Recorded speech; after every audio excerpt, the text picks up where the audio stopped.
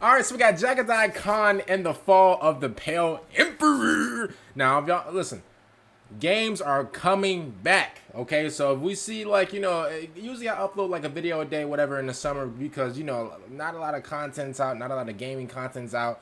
But listen, we got Death Stranding.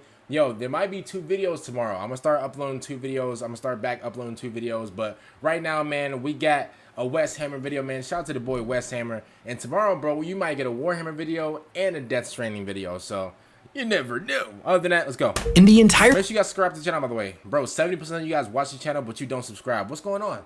Do you really want to tussle? You want to fight? of human history, there has never been a single undertaking larger in scope than the Great Crusade. It was the Emperor's vision made manifest, a conquest not simply of kingdoms, but the stars themselves. It was an unrelenting campaign that sought to unite the remnants of humanity and bring light to the galaxy's darkest corners. When we read stories from this time period, we'll often see the word compliance get thrown around pretty liberally, a clinical term for an absolutely brutal process, wherein defiant worlds were crushed into servitude. It's true that within Imperial archives are thousands of first-hand accounts of what this process really looked like, but many of those stories have been lost to history. Whether they simply be victims of bureaucratic incompetence or they were deliberately covered up.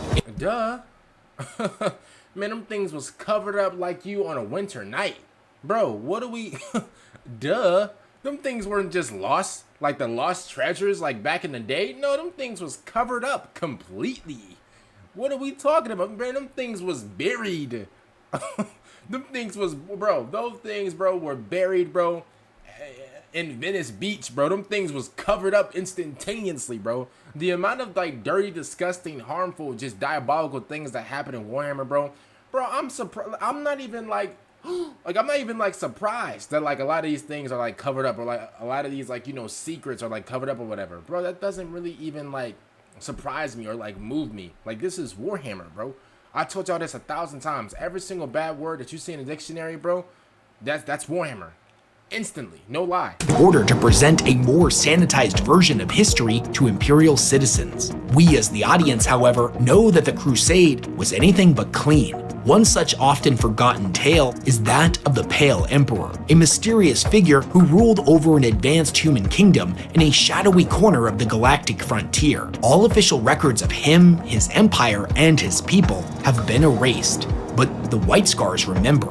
They remember the slaughter that followed their— Hey, I'm gonna keep it real. Yo, I know that, this says Big E all over it. Yo, I know the Emperor was like, I know the Emperor was,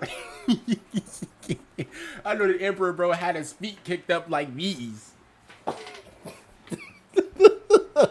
Hey, the Emperor had his feet kicked up. He's like, lolly, yo, he's reading like a magazine or whatever, yo, one of his servants come out of nowhere, sire.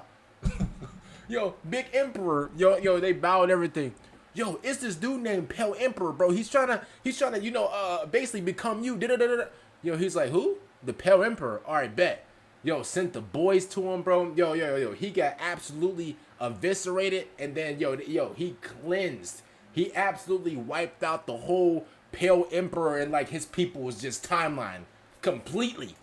That's what they did. First encounter with him and the trail of burning worlds left in their wake. It's an obscure story, admittedly, but it's one of my personal favorites from the White Scars' history. It deals with a mysterious human civilization outside of the Imperium. It shows us just how brutal and barbaric the Great Crusade really was, while also serving as a great example of what honor really looked like during these times. We also get to see Jaghatai Khan being an absolute beast, and that's always a positive in my book. I was actually about to say, before we get into it, I was about to say, bro, I don't really hear too many things about Jaghatai, bro. Like, obviously, I know who he is, but like, I don't really hear too many things about him, y'all. Like, it is actually like kind of cool that we actually get to learn about him, because out of all the primarchs, bro, I'll probably say it's like him and like some other like few primarchs that I really don't even like hear about or like learn about. So, but what actually happened? Who was the Pale Emperor, and what went on between him and Jaghatai Khan? Why is this often considered by fans to be one of the White Scars' darker stories? Why do they refuse to forget what happened when the larger Imperium refused to remember it?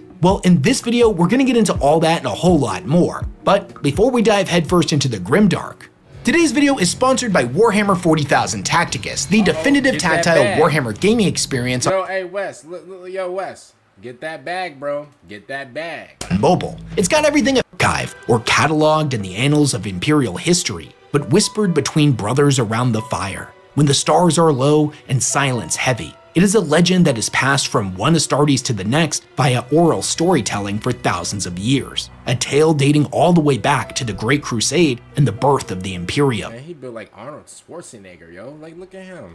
It is a tale of honor and pride, and the fury of a primarch whose quest for peace instead brought annihilation to an entire civilization. This is the legend of the Pale Emperor and the man that burned his kingdom to ash. Like many legends told in half-truths, it reveals something raw and essential about the legion that tells it. But to understand this story, we first need to quickly talk about the White Scars and the Kagan. In the vast tapestry of the Adeptus Astartes, the White Scars often get reduced to a stereotype, if they're even remembered at all. They're the fast ones, the ones on bikes, the wild, howling savages. But the truth is far more complex. Born from the windswept steeps of Jagoras, the White Scars are warriors of the hunt, inheritors of a nomadic culture rooted in freedom, motion, and sudden, overwhelming violence. Their gene-sire, Jaghatai Khan, was a warlord and a philosopher, a poet and an unrivaled master of the sword.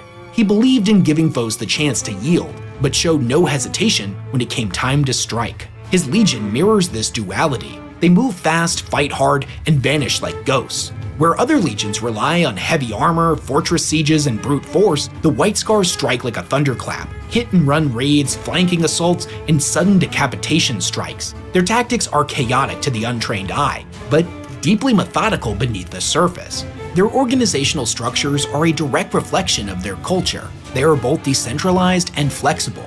As a full-strength legion during the Great Crusade, they did not function as a single massive army marching in lockstep. Instead, they operated as a collection of brotherhoods, each led by a Khan with their own customs and war rites. They don't just kill their enemies, they hunt them down, they outmaneuver them, and they break them down psychologically piece by piece. Despite their reputation for being a bunch of savages, You know what I noticed? Oh, what the heck? Oh my goodness, yo, he got...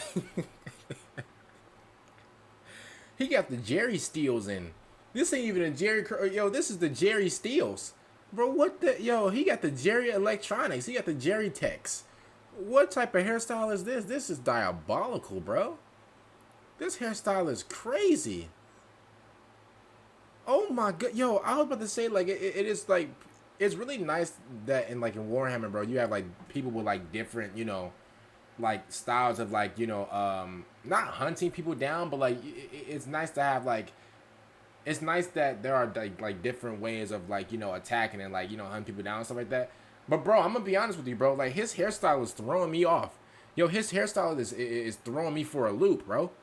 This is ridiculous. I'm gonna be honest, like, you would think you know, that I would, like, compliment this right here. No lie, I don't want to be... Listen, I'm not a hater. I promise you I'm not a hater. As a matter of fact, I say it all the time, bro. I'm not Leonardo DiCaprio. I'm not, you know, Michael B. Jordan. But, man, like... Here's what I'll say. His drip is really nice. He got it on. But the hairstyle, bro, not gonna lie to you, if I'm him, I'm going bald. I gotta keep it real, bro. If I'm him, I'm going bald, bro. ASAP, bro. As soon as possible. This is crazy, bro. This is nasty. Look like he just got a bunch of garbage on his head. Like, this is, hey, bro, listen, I understand, bro, you might be mighty powerful, bro, you can get, he can get rid of me in one fellow swoop. But, man, not gonna lie to you, this is, oh, Lord, this is crazy. It's often propagated by ignorant nobles far from the front lines within the upper echelons of the Imperium. The White Scars are not butchers. Jaghatai taught his sons that warfare should be decisive, honorable, and clean. He believed in building empires, not just raising them. Peace, if it could be won without dishonor, was always preferable to conquest by blood. That warfare should be decisive, honorable, and clean. He believed in building empires, not just raising them. Peace, if it could be won without dishonor. Hey, dog, hey, shout out to you, bro. It look like you'll just go crazy on people, bro. It look like you'll just take out 300 enemies in 10 seconds. Brother, I'm not gonna lie to you. Let it go, bro. Let it go, bro. Let it go. Let it go. Bro, yo, this might be Frozen. This might be like the movie Frozen. Let this thing go, bro. I don't even know why you even tried to save this, bro. He got the iced tea joint. Let this go instantaneously. He got the ball fade and then he got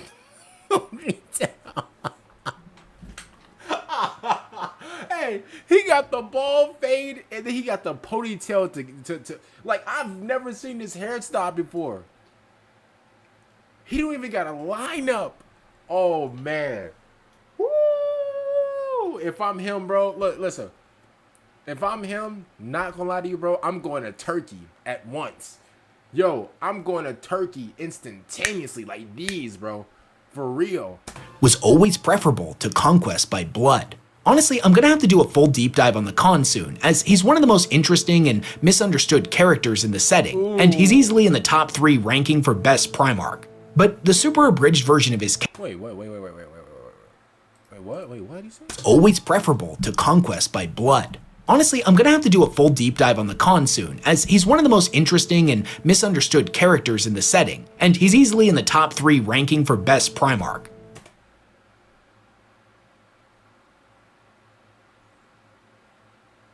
Now, I don't know, is that a fact, y'all?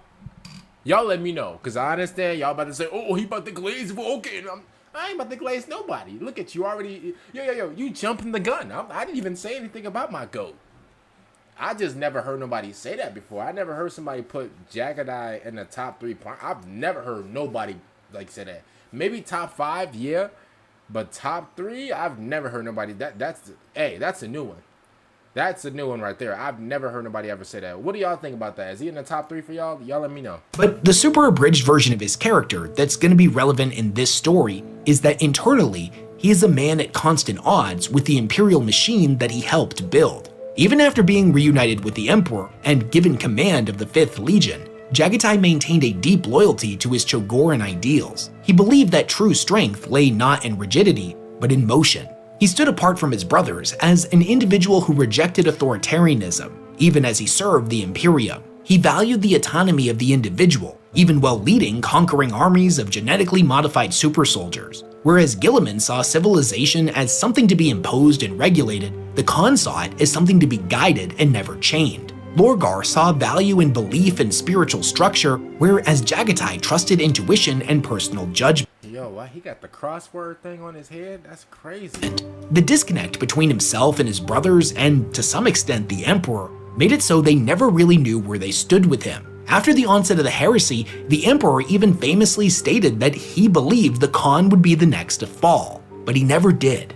The Khan was the one Primarch that never... You know what's so crazy about the Emperor, bro? Like, and I thought that, like, and maybe I just glazed the Emperor a little bit too much, because obviously y'all know I don't glaze nobody in Warhammer. Like, imagine glazing somebody in Warhammer.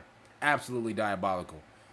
Like, bro, if you glaze him, like, and this is like my honest truth, no trolling or whatever, just truth. If you glaze a Warhammer character, bro, you need serious help. You need to be in a straitjacket like these. But, like, bro, listen, maybe I gave the Emperor a little bit too much props, because at first I thought that the Emperor was like, he was just all-knowing, all-powerful, all whatever. Bro, how can you sit there and look at your sons and be like, he's going to be the next to turn? And then he doesn't turn. But the one that you liked the most turned on you. Ain't that something crazy? Didn't he like Horus a lot? Didn't he really like Horus? Didn't he put like Horus as like the general manager or something like that? Didn't he put him as like the general manager of something? Bro, how you like him the most and he turned on you, but the one that you were really distant from, or the one son that, you know, that you didn't really have a relationship with or whatever, that y'all was really distant, you said, oh, he was gonna turn. Absolutely diabolical. Yo, Emperor, you really don't know anything, do you? As a matter of fact, listen, I could talk my ish, because the last time I checked, my goat can stop anything and everything. Like, bro, yo, Emperor, I swear to God, one of these videos, bro, I will crash out on you. One of these videos, I will, bro, I'm gonna have the Emperor clenching his fist like these.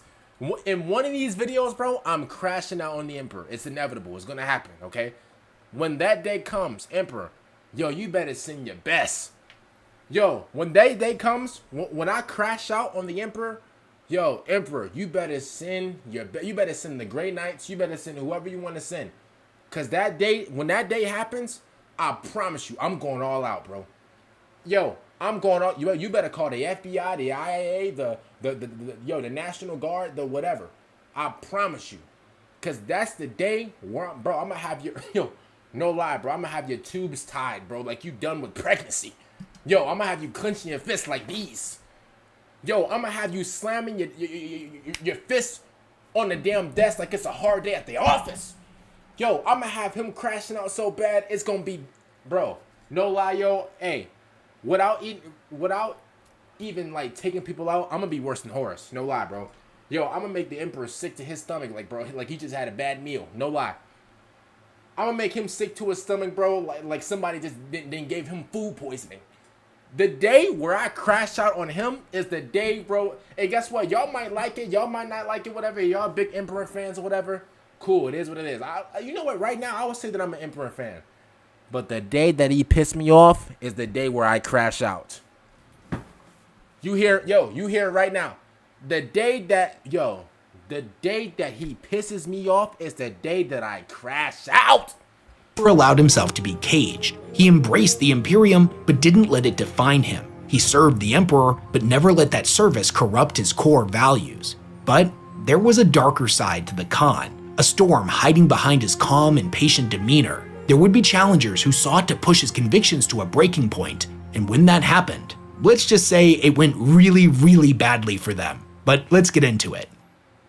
In the final years of the Great Crusade, sometime around 980 M30, 5 brotherhoods of the White Scars ventured into the far reaches of the Mandragoran sector, a lawless frontier untouched by the Great Crusade's many fleets, where predatory Xenos lurked in the dark places between stars. It was here that the White Scars found a curious cluster of human worlds that, although not part of the Imperium, had not only survived the terrors of Old Night, but by all accounts, were thriving. Ooh, he was balling. Bro was balling like Curry, bro. Oh my goodness. Look at the gold, bro. Yo, look at the Warhammer gold. Bro, I cannot wait, bro. Man, yo, what is that game that y'all I think y'all recommended me a game called like Warhammer Raiders, or it's like Trogue Raiders or something, or Rogue Raiders. Yo, the day that I really get my PC, GG's. Yo, I'm becoming the richest Warhammer trader, Warhammer whatever thing ever, bro. Imaginable, possible, no lie. The accounts of the White Scars never named these prosperous people, but they did indicate that they were of pure Terran stock, ancient descendants from the original colonists predating the Dark Age of technology. Their cities were clean and ordered, their technology advanced and well matched for the Imperium. But most importantly, their gene stock was pure. They had not undergone any obvious generational mutations and had no sign of Xenos influence, be that in their biology or cultural identity. For a fleet in the Great Crusade, this was a legendary and rare find like no other. And best of all, and I know this is kind of bleak, but again, this is the Great Crusade we're talking about, and the whole goal was to bring the galaxy into compliance, this empire's relatively small footprint meant that even if negotiations went poorly, they would eventually yield under the crushing weight of Imperial authority. They wouldn't be able to fight back against them forever. The legend doesn't get... Man, yo, one thing about the Imperium, bro, man, they got them boys, bro. Yo, the Imperium is like the USA. Yo, the Imperium is like America.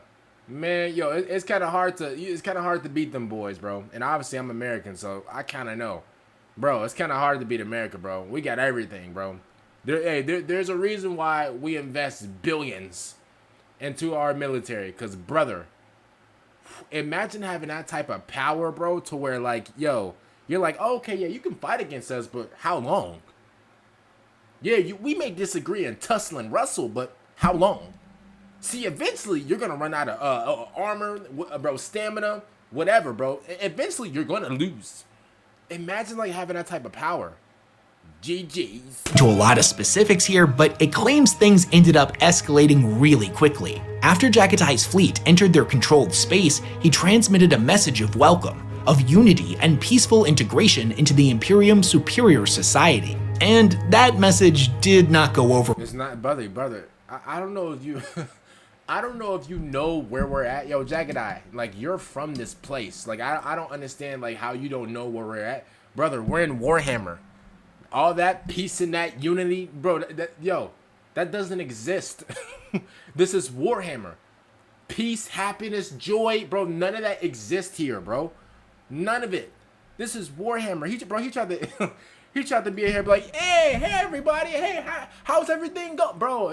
Next thing you know, explosion.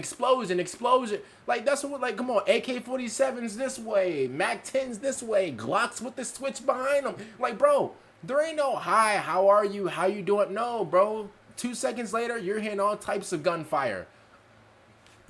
This is Warhammer. This is where every single bad word in the dictionary comes to light. This is where every single bad word in the dictionary manifests. This is what happens. This ain't no jolly, happy place, bro. This ain't Christmas. This ain't Christmas. What are you talking about? This is where bad things come to the light. Well, they immediately rejected it, and the defending populace descended upon the Space Marines not as lost kinsmen, but a horde of invaders. Now, the Khan is definitely somebody who values peace, but equally, he's more than happy to receive any opportunity he can get to test his warriors against a worthy foe in an honest battle. The ships that engaged the White Scar's cruisers were of obvious human origin. They were tough, sturdy, and hardened by centuries of warfare against raiding Xenos parties. One-on-one, they were a worthy foe in the Khan's eye, but they were also vastly outnumbered by the White Scars, and after only a few short exchanges, their ships were left crippled and burning. Ever the statesman and a builder of empires, the Khan stayed his hand. He was impressed by their tenacity, their ferocity, and their bravery in the face of overwhelming odds. He gave the order to let them withdraw. They had demonstrated honor in their actions, and thus it was returned. There was no need for needless slaughter. Now, the first battle may have been over, but the war was just beginning. Now that the Khan and his legionnaires had secured orbital space, he proceeded with a combat drop planetside. Several squadrons of gunships and landing crafts ferried thousands of Marines into the boreal plains on the outskirts of the planet's main inhabited zone. It was here they met several hundred defenders, each wearing hulking suits of battleplate, armed with— Man, he built like prime Brian Urlacher from the Chicago Bears. Like, bro, look at him. He built like prime Ray Lewis. Bro, look at him, bro. Chicago and Baltimore's finest. Look at him, bro. Beam arms and heavy bore cannons. They were so large, in fact, that the story claims they were He don't even got no neck. He like, what's up, man? What, like, he walking around like these, like, everybody, he'd be like, yo, Jerome. He like, yo, what's up? Yo, he gotta turn his whole body. More like tanks than men. The battle didn't get started right away, as they were far too close to the densely populated hive towers of the nearby cityscape. Neither side truly wished to see them destroyed, so as if in silent agreement, they took their time to muster at a safe distance away. That pause wouldn't last, however, and in an instant, it gave way to the deep roar of cannon fire, the staccato of bolter fire, and a cacophony of clashing blades. The enemy's heavy battleplate was resistant to the White Scar's lighter weapons, but it couldn't match their speed. Whereas other legions might have engaged directly, the White Scar's vanguard, mounted on scimitar jet bikes, outflanked and harassed their slower foes, targeting joints and power cables. The enemy, who had been advancing in tight formations, struggled to track the fast-moving Space Marines and their erratic maneuvers. Them boys quick, fast. You're not catching them, bro. Their cannons were practically worthless, and one by one, cohesion of each formation was broken, and individual targets were isolated and cut down. Following on the heels of the jetbike vanguard came the rest of the White Scars, who deployed heavy weapons and armored vehicles to cripple the enemy's supporting war machines. As gaps began to form, the jetbike squadron seized on the enemy's weak points. It was the Great Khan himself that led the final charge, aimed at the opposing army's heart. His speed and strength were overwhelming, even against these towering foes. Inspired by their primarch, the White Scars pressed the attack, cutting down the enemy one by one. In the wake of that victory, the Khan once again showed mercy to his foes. He spared their city and chose from amongst his own warriors 3 honored champions that had proven themselves in the previous battle. They were to act— Man, yo, who is lining them up, bro?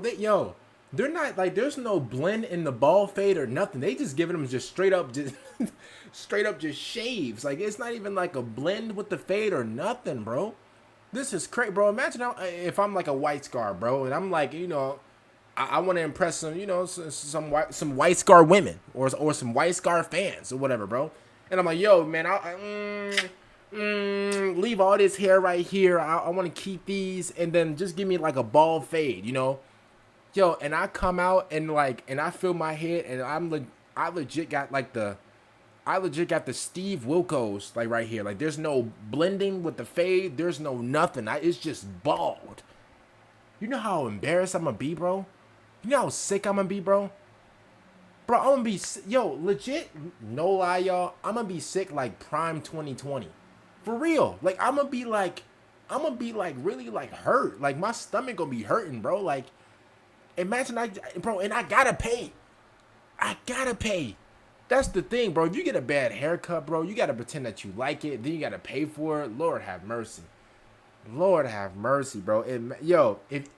If you ever got a bad haircut, you know what I'm talking about, bro. You know what I'm talking about. Man. His ambassadors to the Enclave's ruler, each one a shining example of the Primarch's legion, fit to carry his words. From the Khan's perspective, they were a symbol of both his respect for his foe, but also a twofold promise. First, of the strength backing his pledge for peace, unity, and a better life as part of the Imperium. And second, as a warning of the consequences of continued resistance. Dang. Through them, he offered the same deal he had extended dozens of times before: serve the Emperor and prosper, or resist and face ruin. Facts. Just like that. Just like that. Yo. Serve the Emperor or face the consequences. Serve the Emperor or face the consequences. Like, that's what it was. I'm gonna be honest with you, bro. Now, obviously, bro, I'm a man of faith, so I'm a serve the big man. But like, bro, imagine if I was like on some turn around and die, just like rebellion-ish. Man, bro, I'll be outnumbered quick. This was war made in the Khan's image, the clash of warriors in open and fair battle, followed by an honorable surrender, not the prolonged slaughter and utter destruction advocated by his brothers and their wayward legions. But his gesture of peace would end up getting repaid in blood. A short time after the three emissaries had departed, they were returned to the Khan's encampment in pieces, not slain in honorable combat as was owed to warriors of their caliber, but executed, slaughtered by the guards of the so-called Pale Emperor who ruled these worlds. The Pale Emperor had sent back an answer in the form of their mutilated corpses. Such a despicable, dishonorable, and callous gesture sent the Khan into a quiet rage, not only for the death of his sons, but for the terrible actions he would be forced to undertake in the coming days. The White Scars are not quick to anger, but there are lines you do not cross. That night, the city burned. Its great towers were toppled. Every last inhabitant, both combatant and civilian, was hunted down and slaughtered. There was no quarter, no hesitation. This wasn't an honorable war anymore. It was retribution. From world to world, the White Scars brought death and fire. Their brother... Its great towers were toppled. Every last inhabitant, both combatant and civilian, was hunted down and slaughtered. There was no quarter, no hesitation. I'm not laughing at this, by the way. This wasn't an honorable war anymore. It was retribution. From world to world, the...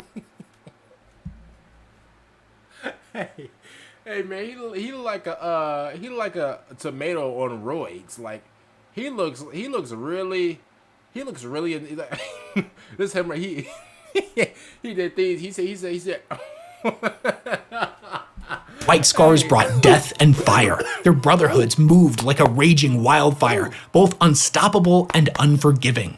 There was no more offers of peace, no hope for surrender. Boy, does he have what in the Ethernet cords is going on? Like, what's this under here? Bro, if I was in a setting, bro, man, I couldn't survive, bro. Bro, I'm all hot in the armor. I'm sweating profusely. Man, I'm sweating like I just ran a 5K with David Goggins. Like, bro, like, this is like... Man, I could never be in a setting, bro. Like, if I was in Warhammer, bro, I would be one of those rogue traders, y'all. I'll be one of the millionaires, bro. You know, I'll be one of the IRS people, bro, in Warhammer, bro, taxing people. Yeah, bro. Yeah. You better pay up right now, or we sending them boys to your house, and they gonna make you pay up. And if you don't got it, bro, guess what? We gonna take everything that you got. For real, that's what I'll be, bro. In Warhammer, bro, I'll be like one of those IRS people, bro. For real, bro. Uncle Sam's little cousin.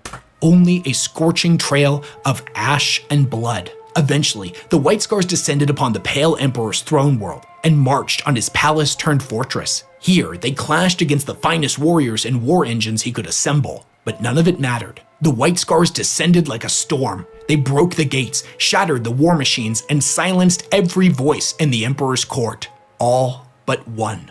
Cornered on the throne he had valued more than the lives of his subjects, the Pale Emperor was the only man left alive in the wake of the White Scars' vengeful assault. Jaghatai Khan stood before him, his armor slick with blood, his blade sheathed. He did not strike. He looked into the eyes of a man who had spat on peace, who had demanded ruin for the sake of pride. This is him? That's the Pale Emperor? This is him right here? Khan stood before him, Hold up. his armor slick with blood, his blade sheathed. He did not strike. He looked into Making plays ain't 2K, I'm in her end zone. This him right here? Bro, he has no aura. This is him? Oh, nah, bro. Come on, bro. Glazing like this in 2025 is diabolical, bro. No shot, bro, thought he was the Emperor, bro. Come on, man. She a pretty little thing, I'm in her end zone. the eyes of a man who had spat on peace, who had demanded ruin for the sake of pride, and spoke only these words. You chose this doom. You forced my hand for the sake of your own petty pride. Damn. I would like to kill you, to have your blood join that of all the others you have forced me to kill, but I will not. You will remain here and let others know of the price of pride, that we shall not have to sully our blades again. This story is widely regarded as a testament to the dedication of the White Scars and exists as a warning to any who would underestimate their will. But I underestimated them, bro. For real. I did, bro. I was one of those people, bro. I underestimated them heavy, bro. That man Jaghatai, bro, hey, he will give you the business but not finish you off. I'm gonna be honest with you. That's real. But at the same time, though, I feel like some primarchs, bro, will definitely, finish the job, bro. I feel like Jaghatai, he's so, nice and stuff like that, bro, that he don't want to, he's not the type to, I don't know, bro, because he sounds like he will, give, what's it called, the final blow or, the final death or whatever to, somebody, but at the end of the day, I'm going to be honest with you, bro, I don't know, obviously, bro, Vulcan, bro, man, Vulcan putting you down, bro, for real, he putting you down, yo, if you was to ever even torment, for example, this is real life, no trolling, right? Y'all know, I dabble, I dibble and dabble, I baby dose in trolling, right? No troll. If Conrad Kurz was to even, if he was to even smell my cologne, Vulcan is picking them up like these, putting them up against the wall, turning them upside down, bro, shaking them, bro, so the coins come out of his pocket, bro, and getting rid of them. That's what he's doing. That's what Vulcan's doing for me. That's just what my goat would do. And that's when obviously, Vulcan, he's going to, finish the job. But, that's what my goat would do, There is, however, another version of the tale, the one known only to the oldest of the Brotherhood. He got to, but he got to go to Turkey. This got to go. He got to go. He got to go bald. He got to cut this thing off. He got to go to Turkey. Get this whole thing just reconstructed. I don't know if he gotta get sponsored or whatever, bro, but he gotta go to Turkey or something. This is diabolical. This is nasty. Those drawn from the ancient tribes of Chagoris. In their telling, the Khan's final words spoke of a wound long left unattended within the Legion. Words that were not truly meant for the Pale Emperor, but for the Khan himself. You have chosen the doom I could not. You have chosen pride over surrender. I would like to kill you, for you remind me of my own choices, but I will not. You will remain here so that I will remember the price of pride and why we sully our blades with the slaughter of small emperors. So what do you make of this tale? For me, it was cool. It was cool. I like this a lot, man. That Pale Emperor dude, bro, he has no aura. I thought he was this big, just overpowered dude, whatever, bro. Bro has no aura. He's a bum. He's bummified. He's trash. Bro, shout out to yo Jaghatai, bro. You definitely earned my respect. He definitely earned my respect, bro. Jaghatai definitely. I'm gonna be honest with you. I underestimated him a bunch. I can't lie to you, bro. He earned my respect, bro. He earned my respect, man. Shout out to the boys. Shout out to the man, the myth, the legend, West Hammer, man. Make sure y'all go check him out. And, bro, if you guys are not subscribed to the channel, man, subscribe to the channel. It is absolutely free. Thank y'all so much for watching. I really appreciate it, man. Thank y'all so much. And, bye, everyone.